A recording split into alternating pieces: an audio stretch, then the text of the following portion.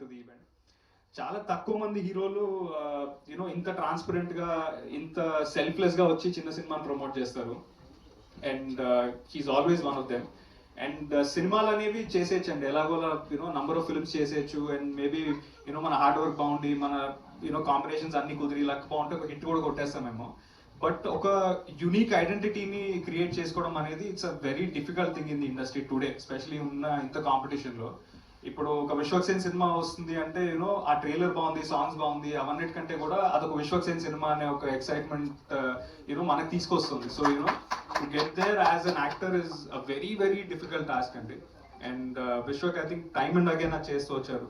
Bro I'm really it's really inspiring to see you be so unfiltered in front of the media, to be so selfless and come and promote cinema all the time. So chala unique films vasthunayi and I'm super excited for Gami March 8th nadu, and Gangs of Godavari again looks kick-ass. So I just wish you all the luck and only the best for you, bro. So yeah andi alage Bhutatham Bhaskar Narayana, a crazy crime thriller with a very unique element, చాలా బాగుంటుందని నేను అనుకుంటున్నాను. So March 1st థియేటర్స్లో మేము ముందుకు వస్తున్నాము.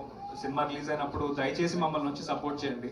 నేను మా టీం అందరికీ థ్యాంక్ యూస్ ఇక్కడ చెప్పట్లేదు, ఇది సక్సెస్ మీట్లో చెప్దామని అనుకుంటున్నాను. సక్సెస్ మీట్ అని ఎందుకు అంటున్నానంటే మా సినిమా మీద నో డౌట్ కాన్ఫిడెన్స్ ఉందండి, but more than anything else నాకు మన తెలుగు ఆడియన్స్ మీద ఉన్న నమ్మకం. అది ఒక గుడ్ ఫిల్మ్ని ఎప్పుడూ లెట్ డౌన్ చేయలేదు. ఒక మంచి సినిమా చేశామని అనుకుంటున్నాము. And you know we are just very happy and glad that this film is coming out.